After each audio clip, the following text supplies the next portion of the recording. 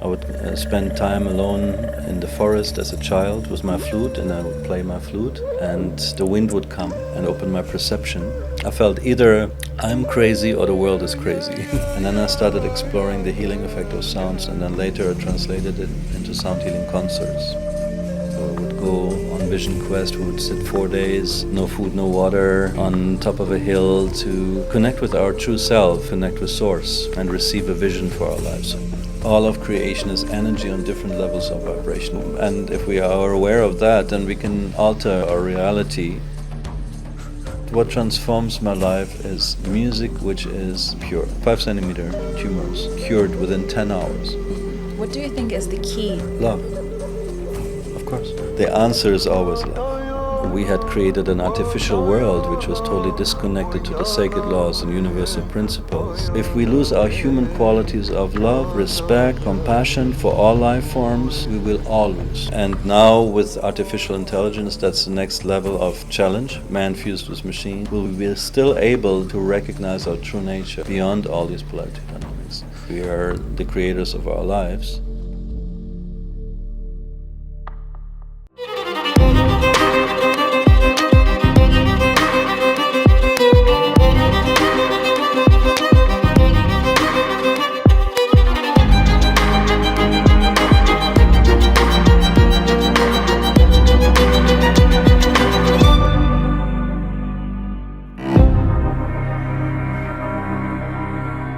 Welcome everyone to Visionary Voices, a show to inspire all people to awaken the creator within. And this show is meant to bring on the most inspiring and meaningful creators and individuals that I come across in my life to talk about creativity, imagination, our ability to connect to each other and to transform our energy into different states of being, all of our human superpowers. And today we have a really incredible guest, Kailash, pioneer in sound healing, producer of sound medicine. And why don't you tell us who are you at your core and how would you introduce yourself? Yeah, I've been exploring the healing effect of sound since the early 90s. I was one of the first to bring the didgeridoo, the mother of all flutes, or the father of all trumpets, if you like, to actually Europe, Germany. And back in the early 90s, nobody played that instrument. And I came across a psychic who prophesied me that one day I would do healing work with my flute. I would spend time alone in the forest as a child with my flute, and I would play my flute. And the wind would come and open my perception and show me that we're coming into a time of changes, big changes, global changes, and time of prophecy. And I knew I had to go into the world and find my tribe, find the land, prepare myself. And so I left home age 13. I quit school, I left home to follow this calling. Back then there was no internet or, books about this subject, about this time of transformation and what the Native American people call time of purification. I felt either I'm crazy or the world is crazy. And then I met my first teacher, Sun Bear. It was in the 80s when he came first time to Europe to offer apprenticeship to non-native people. And he was a medicine person of the Chippewa, Ojibwe tribe, who received the medicine wheel and brought the teachings of the medicine wheel to the world, and also Vision Quest and the work with the prayer pipe, Chanupa, and earth awareness here. That was our education. So ceremonies around purification, where we would go into the sweat lodge and purify ourselves, or we would go on Vision Quest. We would sit 4 days, no food, no water, on top of a hill to connect with our true self and connect with source and receive a vision for our lives. So at age 17, I was blessed to meet this teacher, and who took me in as an apprentice, and then he connected me with Wallace Black Elk and Archie Fire Lame Deer. These are my elders. They've gone home a long time ago now, but these are traditional elders from the Lakota Nation. So in a way, I grew up, the first thing I would draw as a child was teepees and Native Americans on horses, and I would go to kindergarten with sticks and feathers and paint in my face. So I always had this very strong affinity to Native American tradition from my early childhood. So yeah, my flute became my prayer flute. Yeah, my recorder, my blockflöte, to be my prayer flute. I would go into the forest and play my flute and communicate. The birds would come and the wind would come, and I could feel the breath of the great mystery, the breath of the great spirit responding to my prayer and opening my perception. And I knew I had to learn how to live in harmony with the earth. And I saw that we had created an artificial world which was totally disconnected to the sacred laws and universal principles of love and respect for all living beings, and recognizing that we are one living organism and that we are all related with all living beings in all worlds, within the mineral kingdom, plant kingdom, mycelium kingdom, animal and human kingdom, kingdom of the seen and unseen within earth, water, fire, air, and ether. And these are the very basic laws and principles which we completely ignore in a way in our modern society. And that's why we get sick, and that's why we lose our connection. And then we say, oh yeah, I really like to go into nature, you know, and we forget that we are interconnected with this living organism, the sacred Mother Earth. And you know, when it reflects our disconnect when we say we go into nature instead of seeing us as part of nature. To connect. Yes. We are already. Yes, we just kind of forgot. Exactly. So the invitation is to stop, you know, to listen deeply to the silent song of the heart as a compass for guidance. Yeah.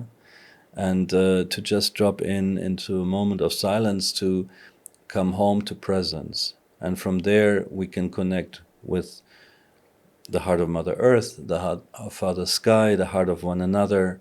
You know, when we're disconnected with ourselves, we're also disconnected with everyone else, you know. And and then we get lost. And so it's a great, these tools of the native people, for example, the Vision Quest. We sit 4 days, no food, no water, on top of a hill without any cell phones, no distraction of social media, nobody, just sitting with ourselves and the Creator, you know. And it's a very powerful, profound experience and initiation, really, into, in a way, an initiation into becoming a man, becoming a woman, you know. So they would bring the young men, age 13, 14, on top of the hill to cry for vision, to ask for guidance in their life, and what is their purpose of being, you know. So many of us still looking, what is actually the purpose of being, you know, what's the meaning of my life, what's my real purpose. You know, we're looking at all kinds of places, you know, and we never stop to listen deeply to the silent song of the heart, as a, you know, which has all the answers.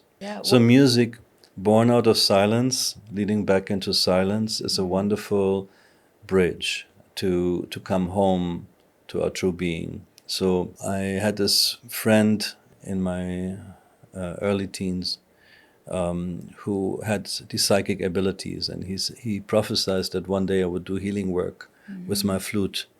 And my flute was a powerful instrument for me to connect with spirit, with source, with divine intelligence.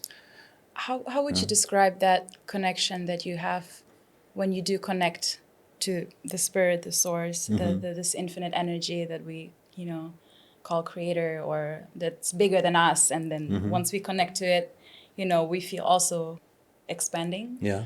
How would you describe, like, first of all, how do you connect? Like, is there a process, or Sure. and also how does it feel once you are connected? Well, the tools for connecting with source energy is clearly prayer, meditation, introspection. So for me, when I pray, I lift myself beyond the identification of the little me, mine, and I. And the prayer are like my wings, and I lift myself. And there are certain steps, you know, where I'm lifting myself. For example, it's like certain steps where I address the divine intelligence.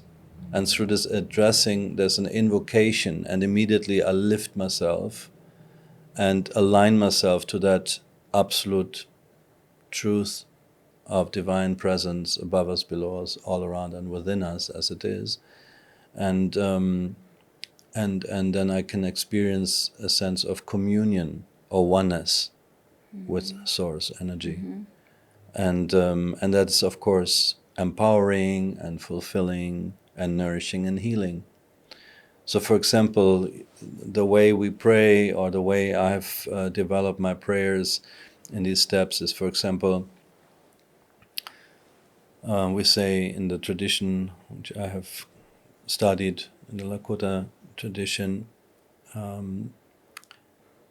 we say mitakuye oyasin, for all of our relations. Mitakuye oyasin means all of our relations, and that means we step into the circle of life where we recognize that we are interconnected with all living beings in all worlds. So immediately when we say all of our relations, for all of our relations, or mitakuye oyasin, we recognize our interconnectedness and plug into that truth. So yeah, there's many ways to pray, but when I pray, I use these steps. For example, mitakuyasin, creatress, creator, sacred one, beloved one, source of all love, life, and light. Thank you for being present here in our breath, connecting us. Thank you for being present here in our heartbeat.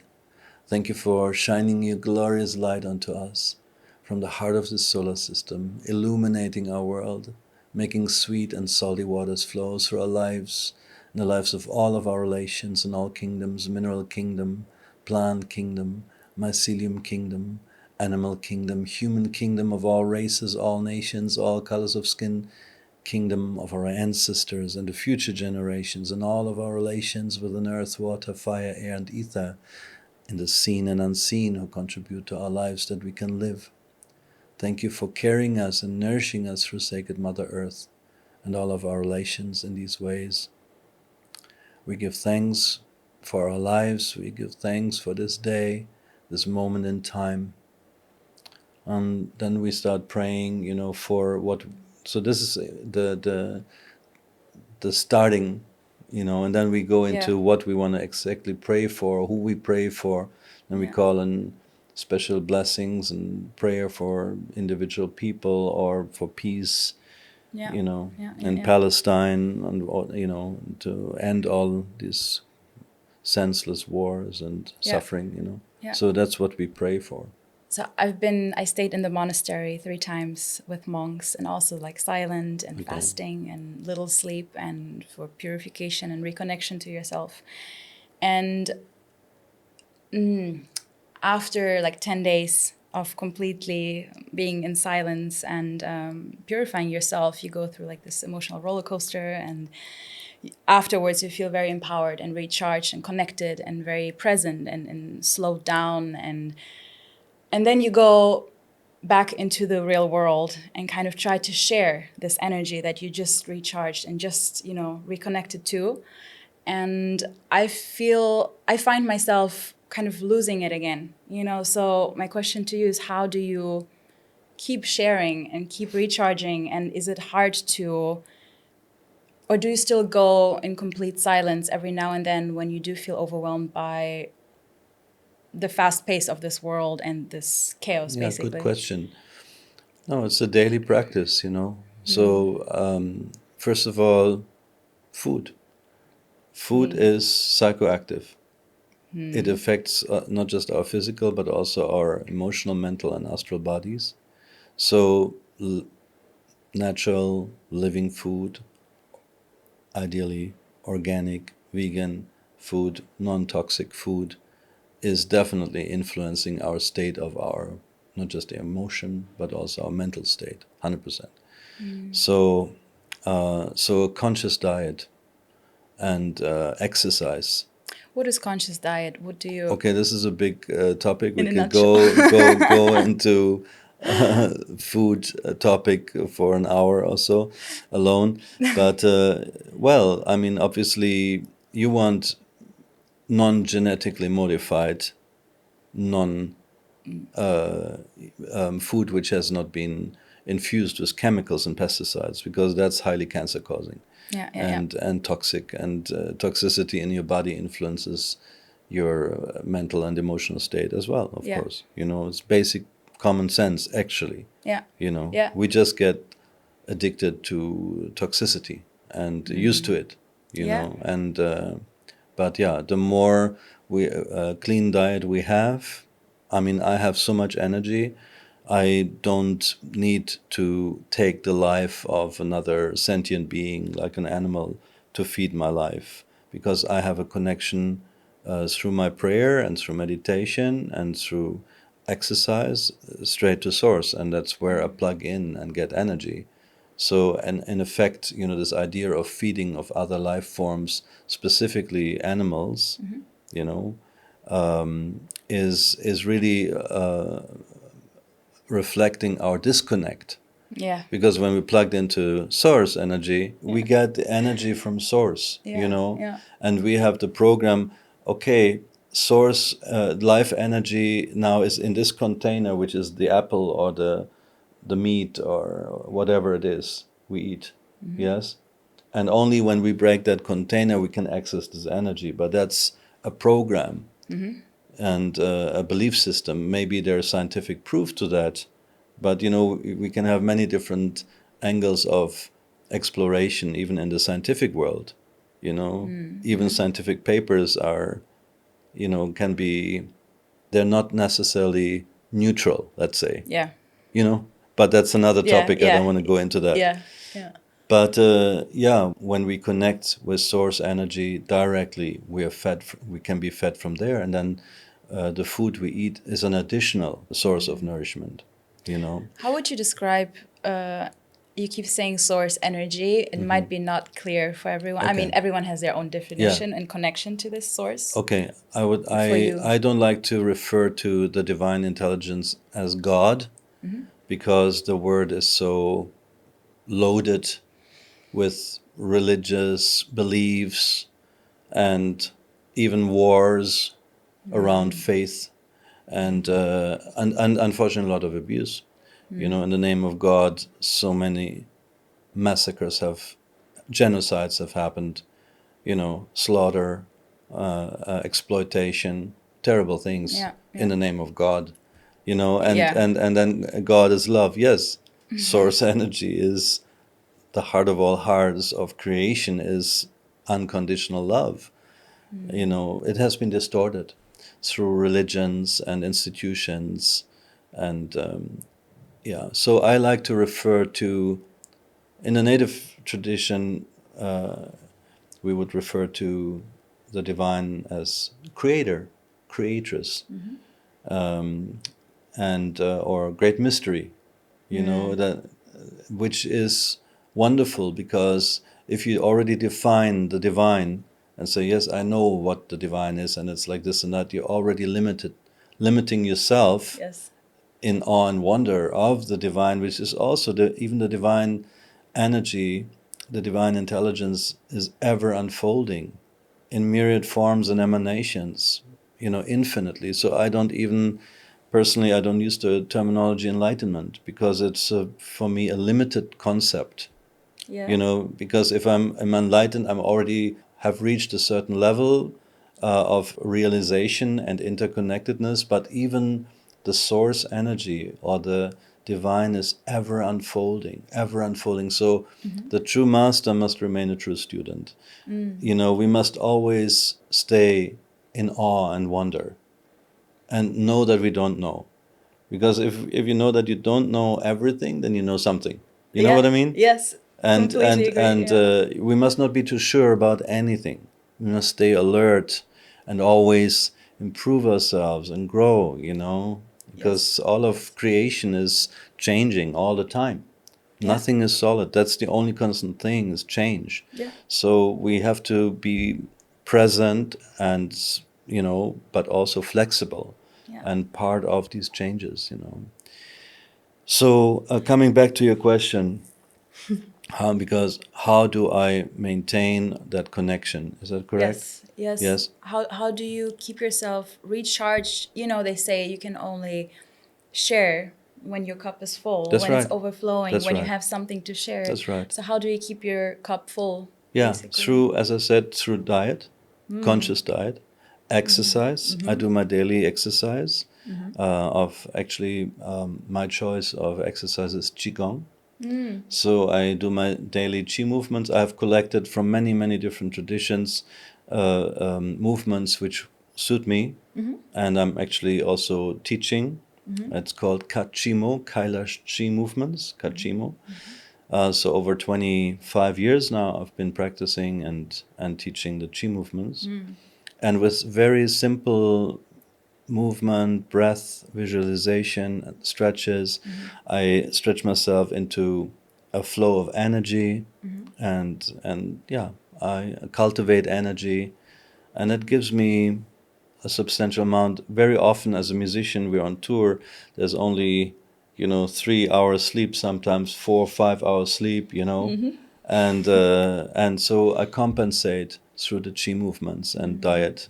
I also refrain from toxic addictive substances like coffee and alcohol. I don't drink alcohol or coffee, and I don't smoke. We only smoke in ceremony, but in the Native American tradition, we don't inhale the smoke. We don't, and our tobacco is mixed with, for the chanupa, the prayer pipe. It has many also healing herbs. For example, there's some mullein, which is good for the lungs, and so on. I'm not going to share the secret recipe now, but it's not psychoactive and it's not toxic, really. Yeah, but there's also real tobacco in there. And then when we smoke the prayer pipe, we collect with the smoke our prayers, and then send them on wings of smoke. So it's like, in a way, it's a form of an alchemistic process where the smoke becomes the mediator between this dimension and the higher dimensional realms of existence or intelligence. So we never inhale because it's like taking. Yeah, and the prayer is about giving. Even in your mother tongue, the word giving is in the name of prayer, right? Gebet, gebet. Give it. Yeah, so it's about giving. Yeah. And that's the power. That's the power of prayer, is to give something. You give something for the well-being of others. You Yes. give. We don't, in the native traditions, and I'm not native-blooded, I must say here, even though my Native American friends, they always say, "Are you sure there's not some native blood in you somewhere?" And my father, from my father's lineage, the surname means early awakened or early awoken, and it stems from an abandoned child which was found early morning. And there is some indication that this child is from a mix of royal family and connected with some indigenous people, native people. Because many times the royal family has been traveling the world and intermingling with so-called savages, beautiful, savage women, wild women. And so there, I haven't done my gene test, but I have a very strong affinity with Native American, but also with Eastern philosophies. So I've been living in India. I've been trained as a pujari, as a priest in the Hindu tradition. In my early 20s, I would go on a pilgrimage, a yatra, and stay in caves in the Himalayas and meditated there. Oh, wow. And, yeah. So I love that. I've been connected also to the Buddhist tradition. His Holiness the Dalai Lama. I've been blessed to shake his hand and open stupa initiation with my medicine music. Yeah, so basically, the tools, to come back to your questions, the tools are prayer, exercise, diet, meditation. Yeah, introspection. And meditation can be simple, just to stop and breathe, relax your breath, relax through your exhale, come into presence, and just calm your mind. Let the thoughts come, let them go. When you feel carried away, just come back to your breath again with your awareness and come into a place of just deep being. And that's when we drop in. That's when we drop in to and can come home to what I like to refer to as source within, source energy within. Yeah. Yeah. Yeah. Beautiful. So I recently read about a quote about spirituality, that it's not all about light and love, but it's also embracing the other side, the darkness within us and around the world, and learning how to navigate this energy. And I mean, to me, spirituality is this eternal, endless, not search for truth, but kind of, really, yes, come back home to this light, to the love within, because that's truth. But also, I mean, it's easy to stay light and in love in these very light environments, but that's not the complete truth. Like, that's what keeps happening to me once I go into the real world, into the chaos. And we humans are very easily adjustable and easy to manipulate our energy. So I feel like, kind of push this way and that way. So yeah, what do you think about embracing and searching for the truth and kind of embracing both sides? You can find the light in the most dark situations. And that's when true Okay. character is built. Yeah. Diamonds are born under great pressure, tons of rock in darkness. Yes. So whatever challenges you may face in your life are disguised blessings often, in order for us to grow, in order for us to shed some layers, things we've accumulated which don't serve us anymore, made belief systems, made be habits, you know, and to yeah, we'll be tested, and in a way we attract these situations for our own personal evolution. We can also dig forever. We can also dig forever, if energy follows attention. Yeah, if you want to just forever go into shadow work, you'll be forever digging through shadow, and because your soul is here right now in this form, this beautiful form, but your soul is not here for the first time, right? So we reincarnate, and then you process your past life, and then the previous life, and the how many infinite lives and life forms you've experienced in whatever forms and emanations. And in all of these lives you had, joyful blissful moments, and positive experience, and also negative experiences, and you want to process all of that. Well, good luck. Actually, I find that in the fire of presence, in the fire of awareness, all things are being burned up and purified. All things, are being purified and burned up if I'm really coming into full presence. And yeah, integration of shadow, if you like, would be by bringing awareness to the unhealed parts. So what are my patterns? What are the repetitive patterns? Yes, bring awareness there. So bringing awareness there, you can transform it and change it. Yeah. you know Yeah. but yeah, and then you can of course release and process and laugh and cry and jump up and down and do whatever you need to do to shed some of the baggage. Yeah. And we do this, and all of these different methods are valid. But I find that in the fire of presence, and when I drop into true presence, through the fire of awareness and pure consciousness, everything gets purified and burned up. Actually, all karma neutralizes when you really come home into true presence. We can't stay present 24/7, right? Yes and no. I mean, we are, yes, we are being tossed between polarity dynamics and get lost here and there until we come again and again remember our true essence, which is beyond the polarity dynamics. Our true essence is connected to source, energy, to the divine. And when we come home to that, all of the polarity dynamics come to a place of stillness. You know, it's represented through the namaste, namaskar. You know, when the hands come together, it represents the polarities coming to a place of stillness. And even this specific mudra is promoting that. That's why, you know, Buddha or, you know, even Christ, like hands are coming together, come to a place of peace, recognizing the divine within, then we can recognize it in one another. And then we stop hurting one another, you know, but loving one another. You know, that's it's as simple as that, you know. And what do you think our purpose as humans is on this world of polarity?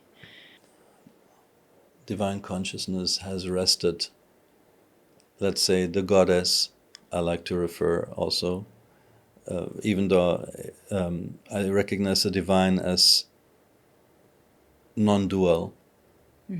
Yes, the divine consciousness is non-dual. It's a state of oneness. So why are we dual? Why is this earth dual? Yeah, because the field of consciousness, or let's say the divine being, has rested for aeons in perfect bliss and peace, and got extremely bored with it, with itself. You think and so? Yes, and after aeons of perfect bliss and peace, you know, you want a little bit of drama, so you. That's the best explanation I've ever heard. So, you know, maybe it's blasphemy for some what I'm saying, but you know, we are. Let's say, I like to paint this picture. The goddess, yes, has rested for aeons in perfect bliss and multiple orgasms, probably. And eventually she started playing a game with herself, which is to expand and fragment herself in myriad forms and emanations, from the densest to the most sublime, and to give herself the riddle to find herself again. Yeah. So to lose herself, to lose herself in creation, to give herself the riddle to find herself again. And now with artificial intelligence, that's the next level of challenge. You know, man fused with machine, nanotechnology, the 10,000s of a hair.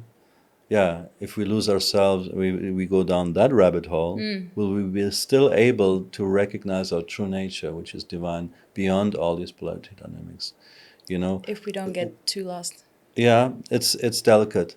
It's a challenge, and we using, what is it, 10% of our brain capacity if we're generous, and we're using this 10% to create artificial intelligence to think for us, instead of doing the homework and activating the 100% or the rest of the 90%, in order to really ignite ourselves as the superhumans we want to be. We're dormant. We're completely dormant, and we're lazy. Yes, you know, humans are lazy. That's the problem. and so yeah, and that's why some discipline now, also with the new age copy and paste culture, social media copy and paste culture, it's great. It's a double-edged sword, though. You know, there's a lot of inspiration, a lot of information, but it's a lot of intellectual information and not fully integrated information. So you have now 12 years old who tell you on Instagram the mysteries and the secrets of the universe, which is great. And I'm sure, surely they have some connection, but they heard this from a podcast or from some other masters, and they're repeating it, and there is a certain way of integration through the intellectual understanding, which is wonderful, but really integrating it and living it and embodying it, that's another level, you know. And I agree. We get more and more disconnected with technology, of course, and that's why it's even more important to like think for ourselves, come back, remind ourselves, Yeah. Yeah. Yeah, it's a double-edged sword. It has its, I mean, incredible benefits. And our ancestors have given from their life, their time to develop what enriches our lives in so many ways. And we must be grateful and reverent towards our foremothers and forefathers. That's one of the very important teachings. You know, you ask what's our purpose, and what's our purpose? I'm coming back to your questions. I've done a little bit of a loop. So I'm coming back to your question, what's the purpose of humanity? What's the purpose of life? The purpose of life is to be. The purpose of life is life itself. That's what I found.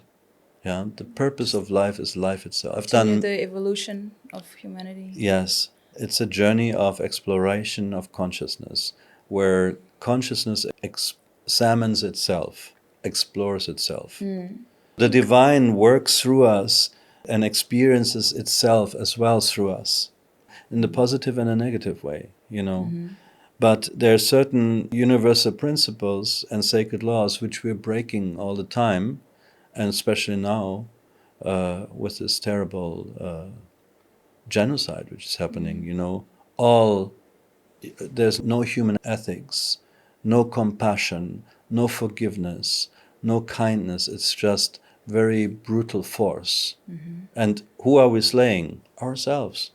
This is our brother, our sister, you know, and this blind greed for power and territory and resources and accusation of others, you know, and giving ourselves the authority to slaughter women and children, you know, is unacceptable. It's unacceptable, and if we continue that way, everything will be lost. This planet will become a hell realm. If we lose our human qualities of love, respect for all life forms, compassion, forgiveness, loving kindness, these important human qualities, if we lose them, everything will be lost. Everything our ancestors worked for, everything what we've inherited, we will all lose. Yeah, like this eye, it's not just the eye for an eye and tooth for tooth. It's eyes for an eye and teeth for a tooth, and we all lose. Yeah, we will all lose if we continue. Wars have existed always in our past. And usually it goes back and forth, right? It needs to go really dark for us to kind of awaken. Hopefully. And then go again into the more positive, enlightened state. Yeah. And then it keeps going backwards. So I think Yes, that's but part as of long- evolution, yes, right? yes, That's in our a way. humanity. Like, Sure. this is also what I feel, being dragged there back and forth. Like, my own soul is kind of, Yeah. in war with But itself. if we don't come to a place of inner peace, we will not heal. You know, if we don't come home to a place of true being, of stillness, of where the polarity dynamics are neutralized, and we come into a place of oneness, Yeah. you know, then we will just be forever in this ping pong game of Yeah. polarity dynamics. So the practice, the discipline is cultivating inner peace. Peace in our mind, peace in our heart, peace in our bodies, you know, through diet, exercise, prayer, meditation. These are the keys. And when we cultivate this, we can experience a state of oneness and connection, you know. Yeah. And then sometimes we get lost and identified, but then we have the tools to come back to that. Yeah.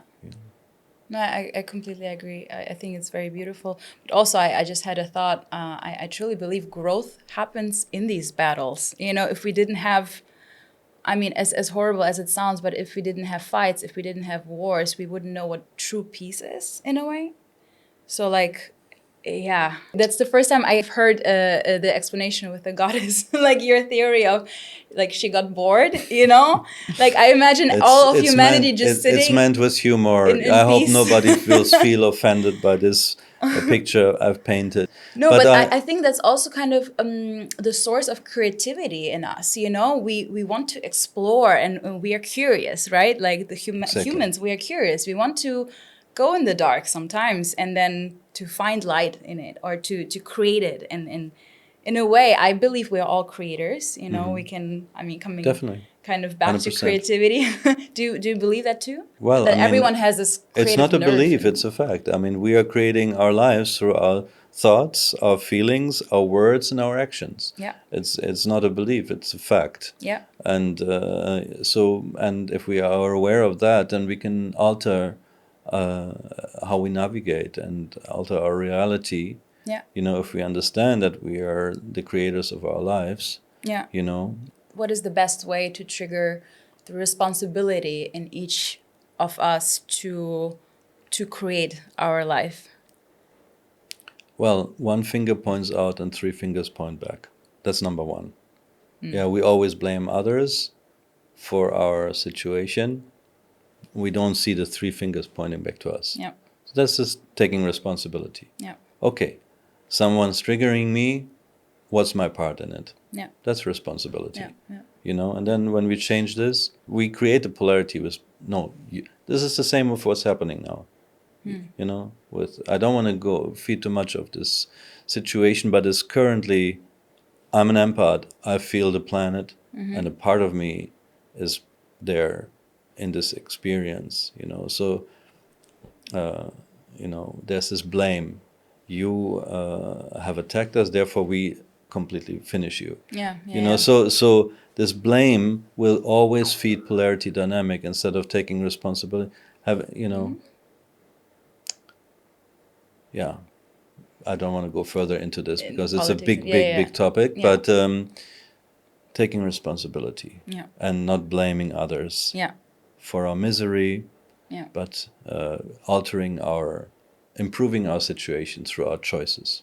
Yeah. That's taking responsibility. Yeah. Okay, let's talk about music. Yeah, cool. So first of all, you're one of the pioneers of sound healing. What is sound healing? How would you describe sound healing, and why can it be so powerful and meaningful for people? All of creation is energy on different levels of vibration. All of creation is energy on different levels of vibration. Even scientifically, we understand this.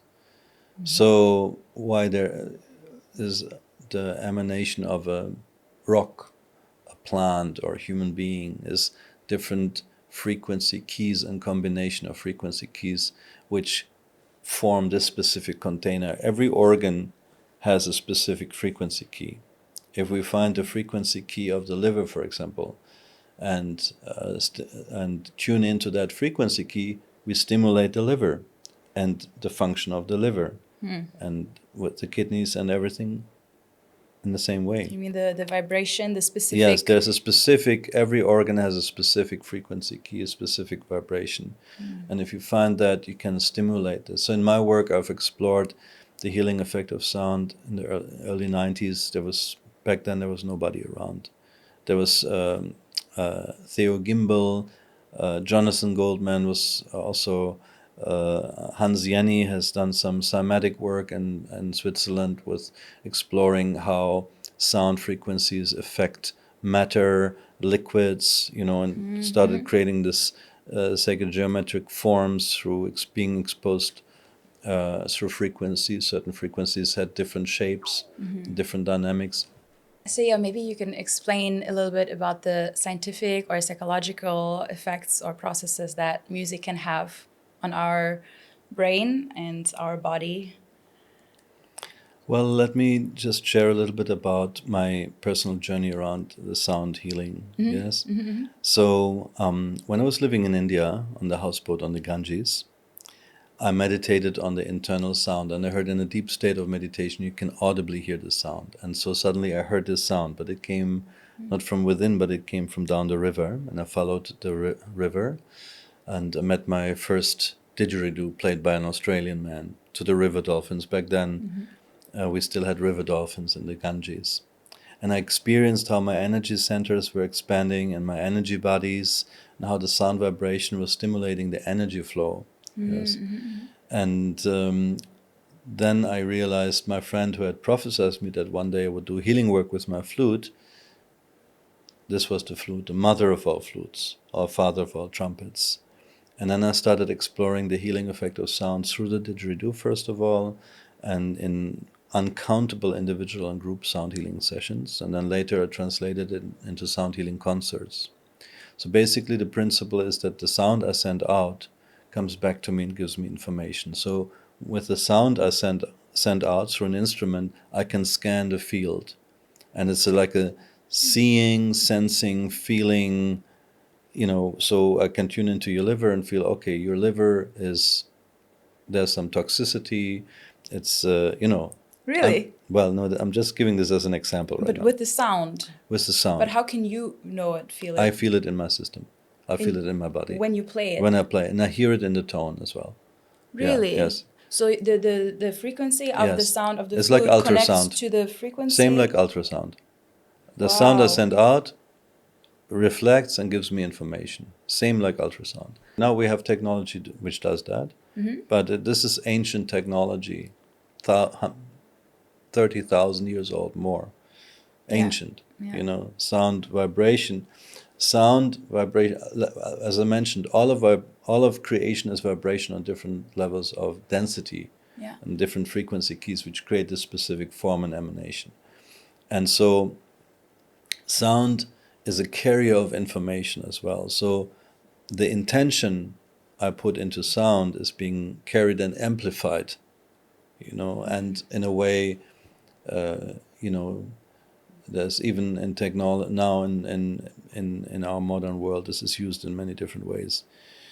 But basically, if I want to work with someone who needs healing, I first scan the individual or the group.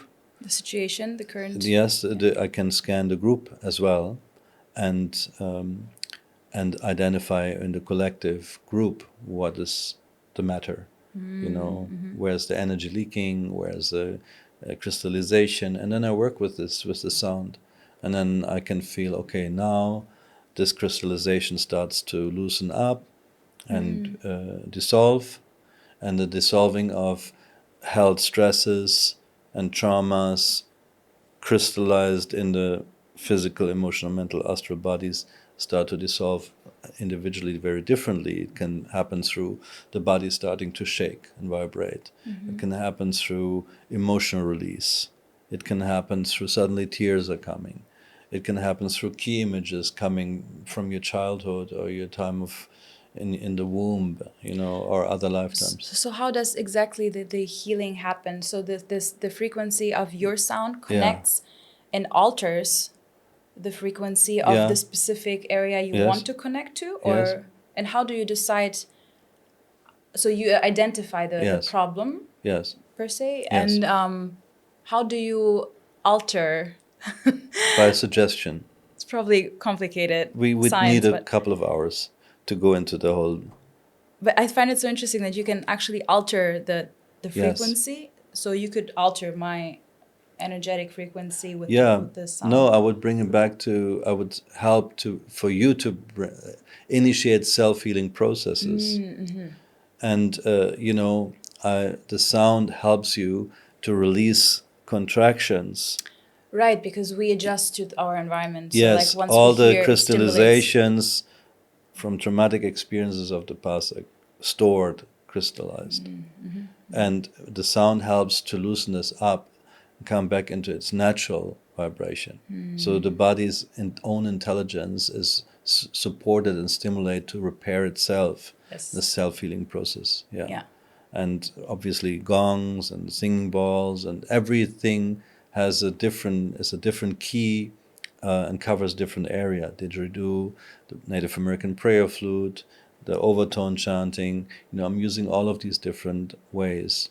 And I found out once you understand the principles of intention plus vibration as manifestation, then you can translate it into also music. So I'm a producer of medicine music, and medicine music, the genre, is formed out of the ceremonial music used in cacao ceremonies and the work with teacher plants in a ceremonial context. Now medicine music can be many different things. It can be someone playing a guitar.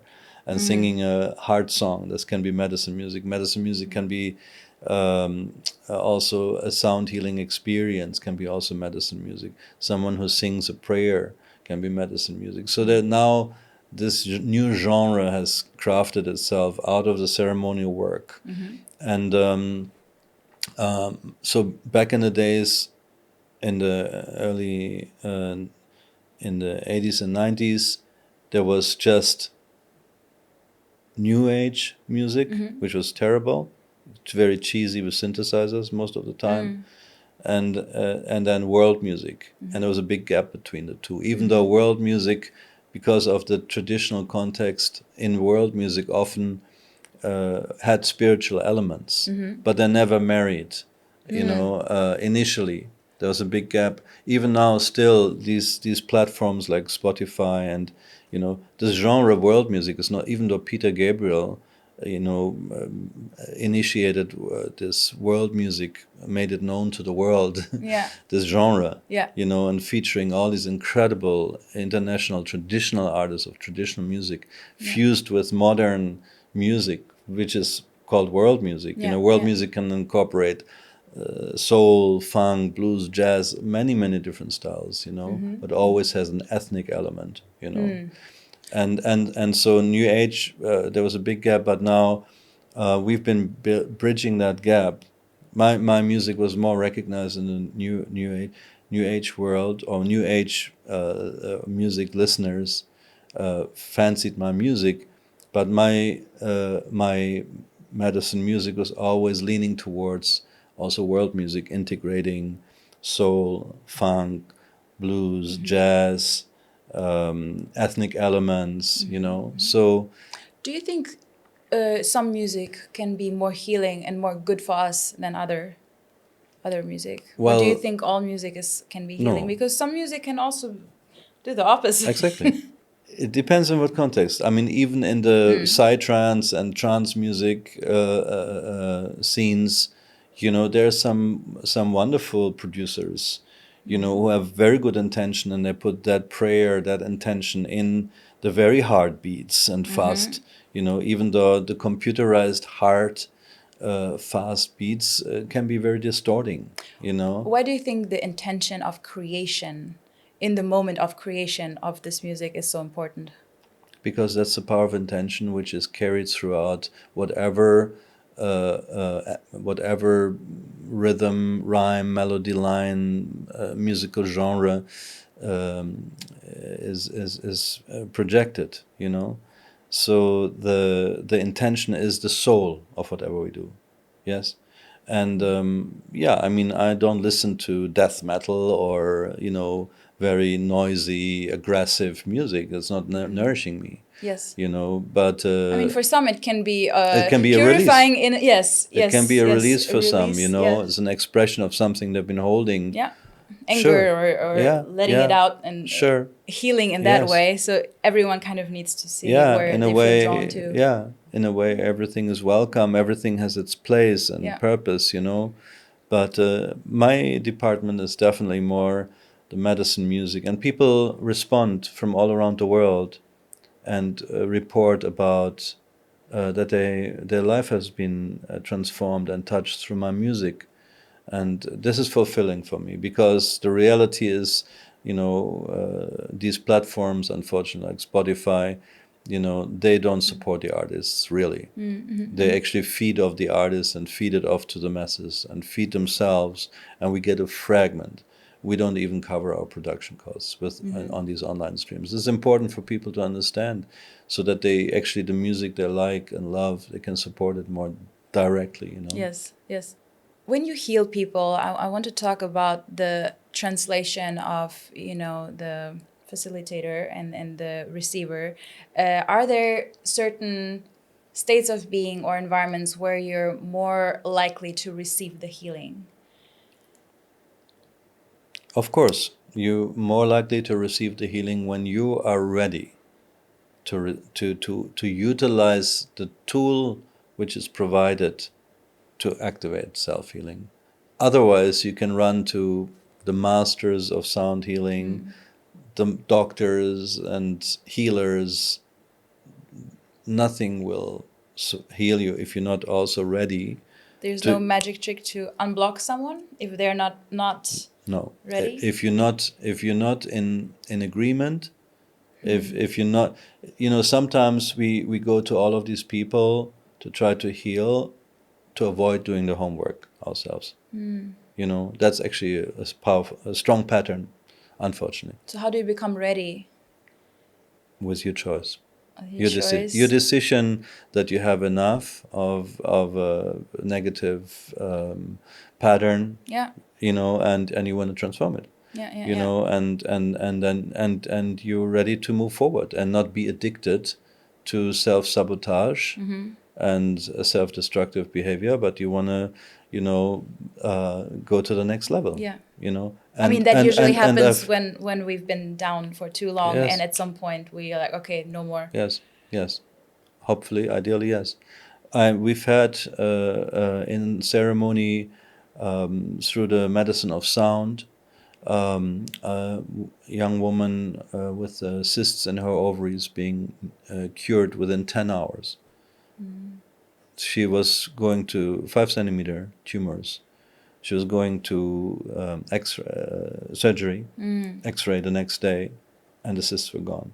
So the power of sound is profound, but of course the right frequency keys, and this is a big topic.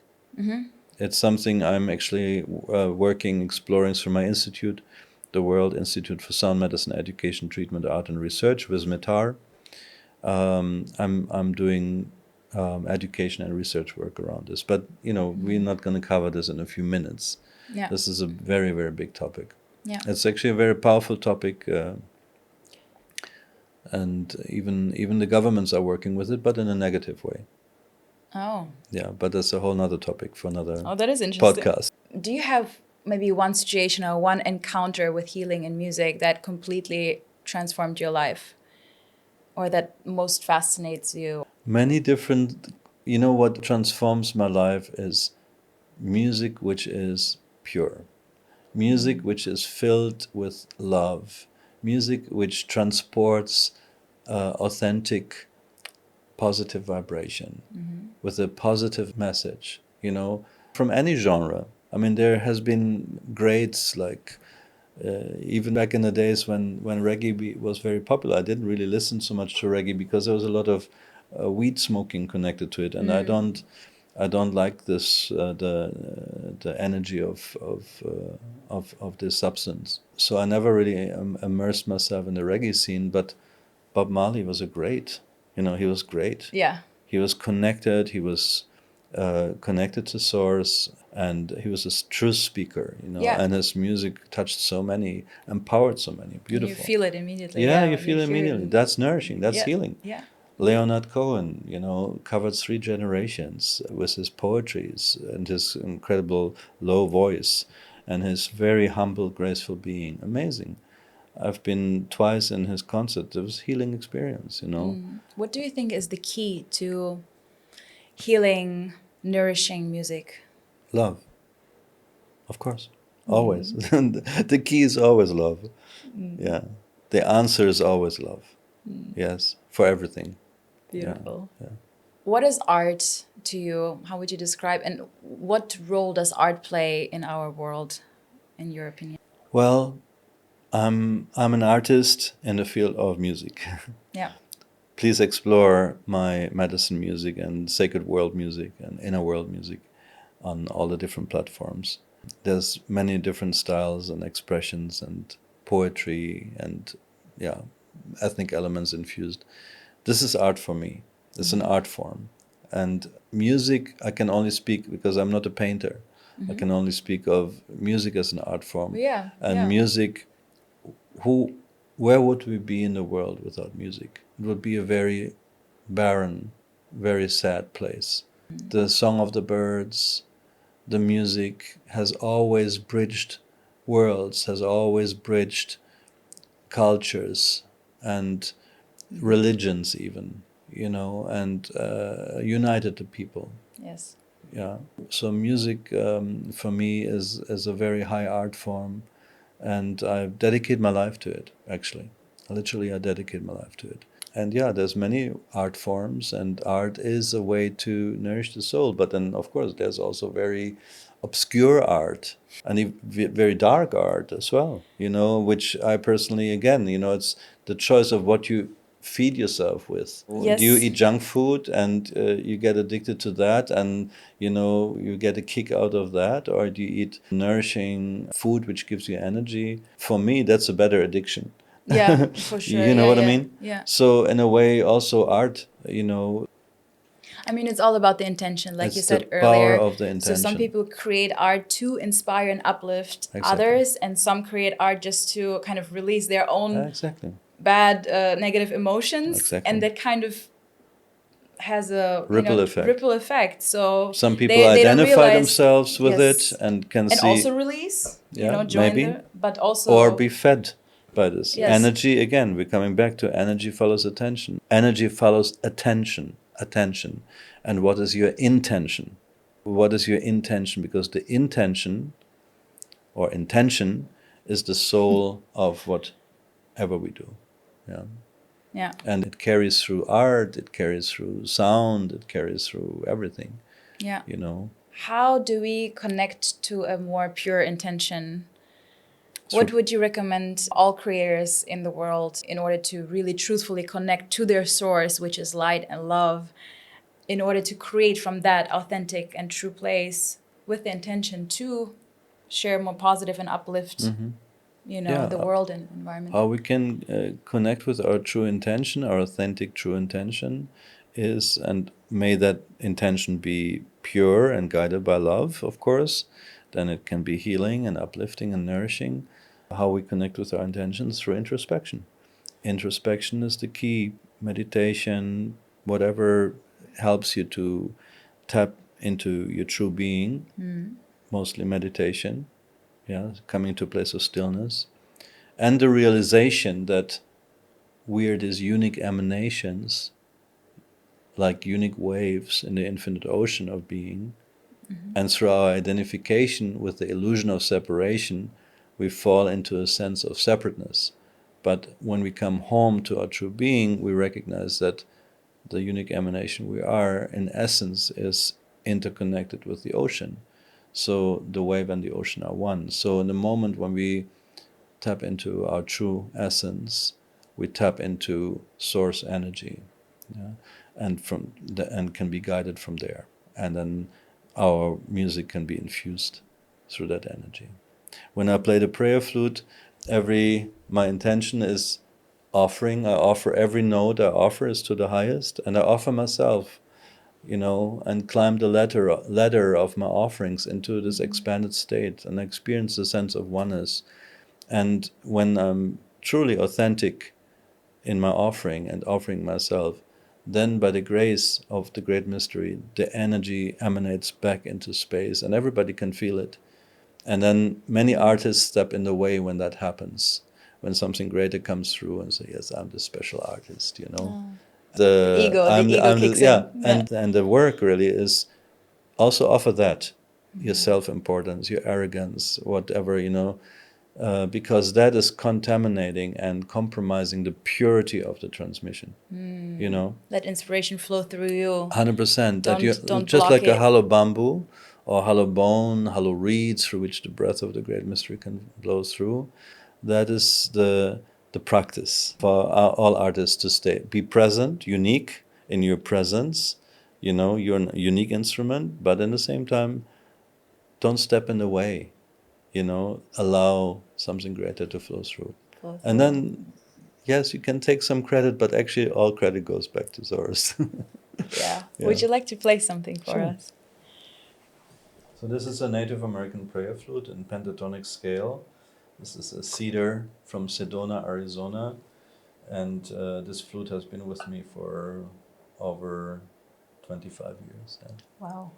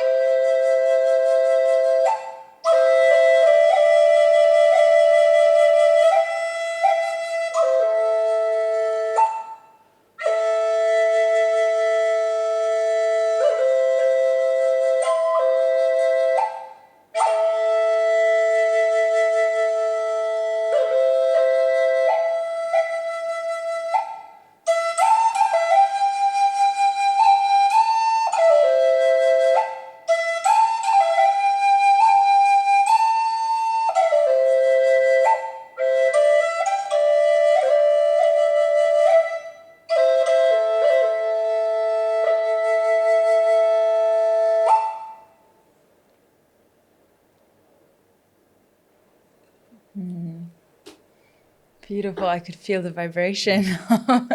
Thank you so much. You're welcome. By the way, do you play completely intuitive, or do you have some melodies that you No, come I back never, to? I never think what I play. You completely let go and Yeah, surrender to this is my practice with the Native American prayer flute. It's a total no-mind instrument. I just jump into the unknown, and I'm authentically being in my prayer, in my offering. So you don't think. No, not at all. No, What do you feel? love. Yeah.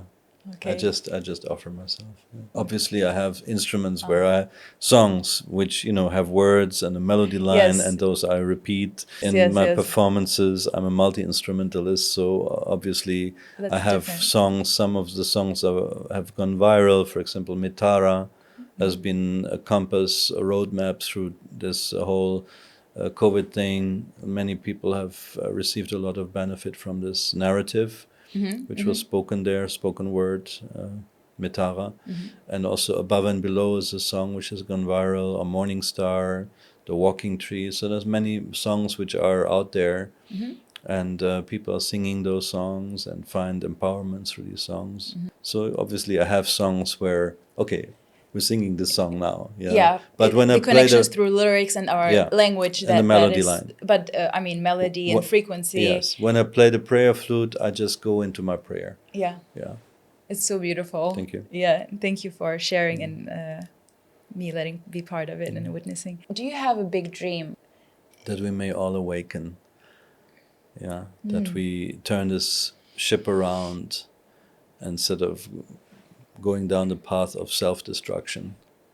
That we really wake up and to the realization that there's enough for all of us. There's more than enough.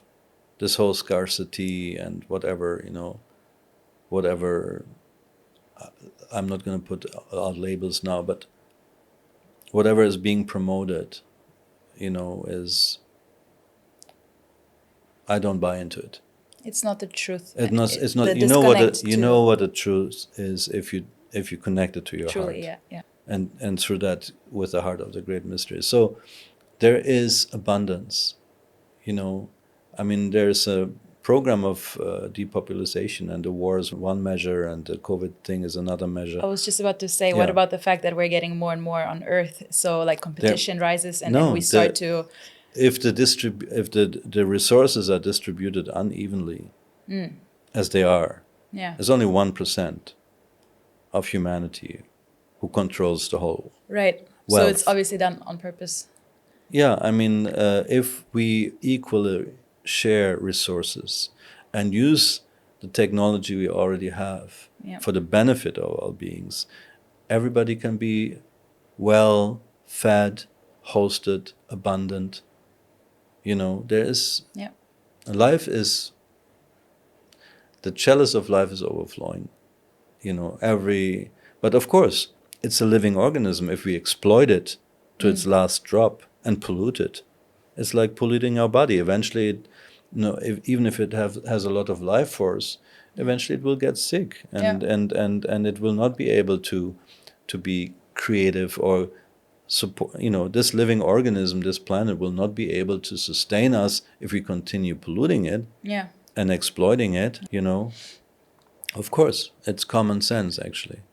If your liver gets constantly taxed and saturated with toxins, it will affect your whole organism. If your minerals are being depleted, it's a living organism, this earth. Yeah. That's why we say in the native tradition, the earth is our mother. It's not just our mother, it's our body. What we do to her, we do to ourselves and the future generations. And so we have a responsibility, when we talk about responsibility, to step into true guardianship of this living earth and the sacred elements of life for the well-being of all life, and specifically our children and the future generations. Yeah. Yes. What would make the world a better place? If the whole world would listen to you right now, what would you say as an advice or reminder? All what I shared with you, all the above. I can only repeat myself, so To summarize, that's the last to summarize, listen to your heart. Learn to really, really listen to the silent song of the heart as a compass for guidance, to navigate through these times of changes and prophecy. Only your heart knows. Your heart is connected to the heart of all hearts, the heart of the great mystery, the heart of a great spirit, the heart of source energy. And when you connect it to your heart, you're in alignment, and you can be guided in synchronistic ways and learn to walk in balance and beauty and harmony with yourself and all of our relations and all kingdoms, recognizing that we are all related within the circle of life. Aho Mitakyas. Thank you.